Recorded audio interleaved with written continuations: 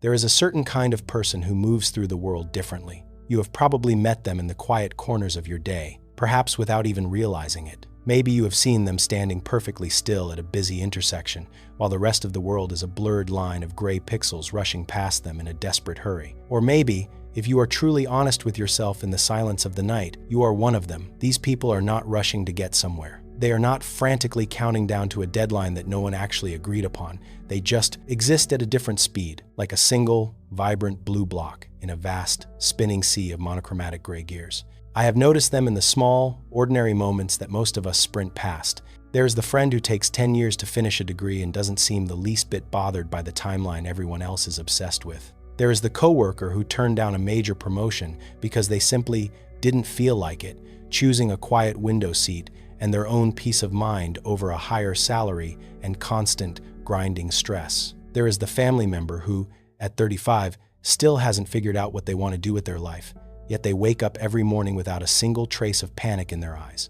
It always felt strange to me, like watching someone walk through a heavy rainstorm without ever getting wet. I grew up believing that life was a high-speed race with a very specific finish line. You hit your marks, you keep up with the crowd, you never, ever fall behind because the world told you that falling behind meant failing. But these people, they never got that memo. Or perhaps they got it, read it carefully, and then quietly threw it away like a piece of used white chalk. Have you ever truly met someone like this? Someone who doesn't flinch or apologize when you ask about their 5-year plan? Someone who refuses to compare their quiet, slow chapter to your loud, curated highlight reel? At first, I thought something was fundamentally broken in them. I thought they lacked ambition or were scared of the world's machinery.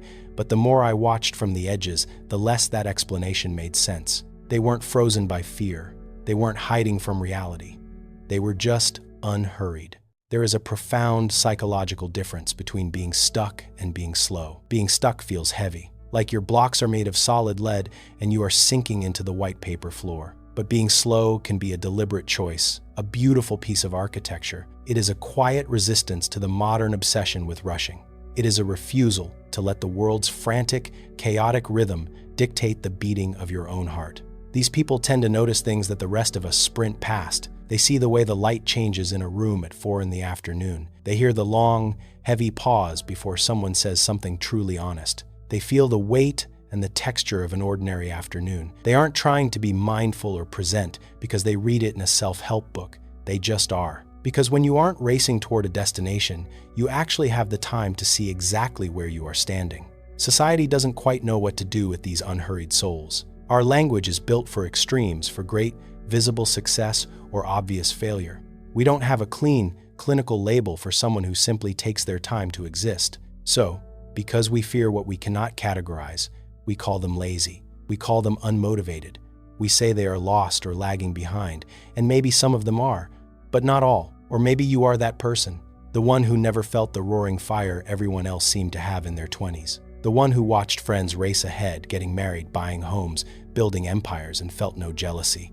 Only a quiet, curious, wondering, why is everyone in such a constant hurry to reach the end? It is a strange and isolating thing to feel. It is like you are watching a movie that everyone else is starring in, while you are just sitting nearby in the shadows.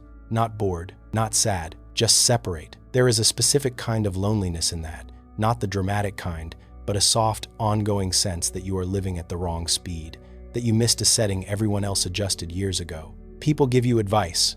They tell you to set goals, to find your passion, to stop wasting time. But time doesn't feel wasted to you. It just feels like time. It feels like an infinite white canvas where you are choosing to draw one slow, careful line at a time. I think for some people, the future isn't a destination at all. It's not a city they are trying to reach. It's just more present, eventually. And since the present is already here, what is the rush to get to more of it? That sounds philosophical, but it's just how their brain works. It's how their nervous system settles into the world.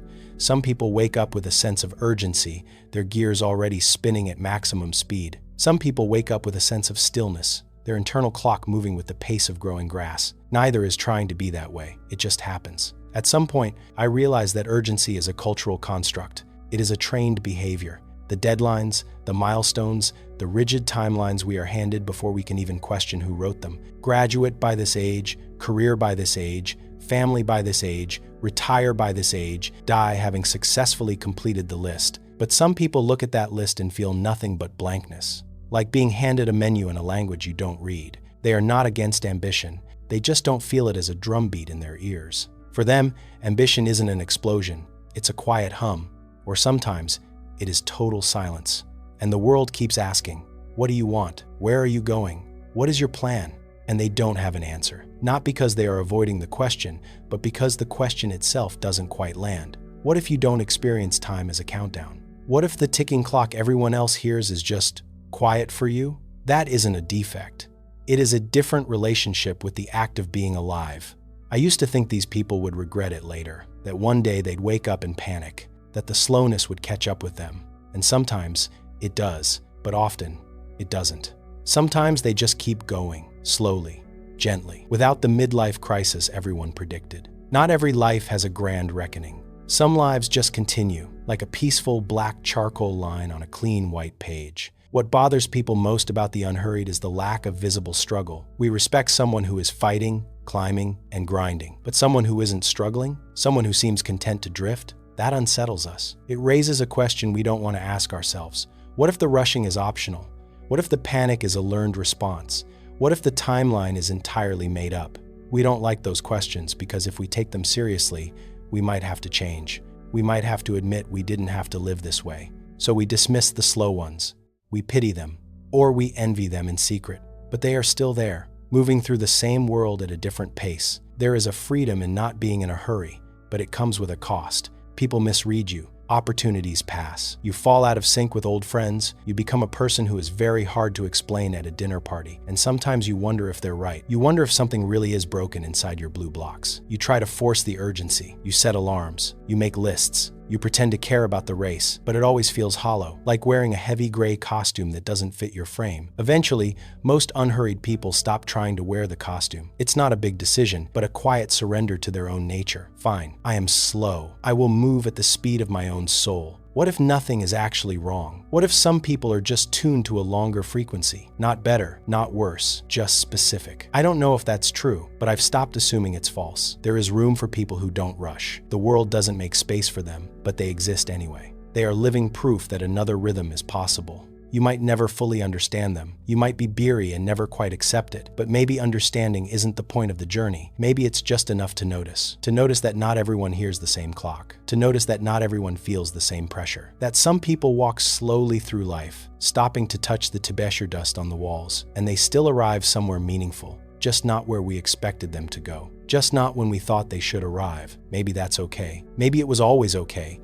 and we just forgot to check. As you move through your day today, pay attention to your own speed. Are you sprinting because you want to, or because you're afraid of what happens if you stop? Life isn't a race to be won. It is a structure to be built, one block at a time, at whatever pace allows you to see the colors you are using. Welcome home to your own rhythm. Finally, maybe the reason you've been feeling so tired is because you've been trying to run in a soul that was only ever meant to walk. 24/7 connectivity is a choice, not a law. You can step away. You can slow down. Just breathe. Just be.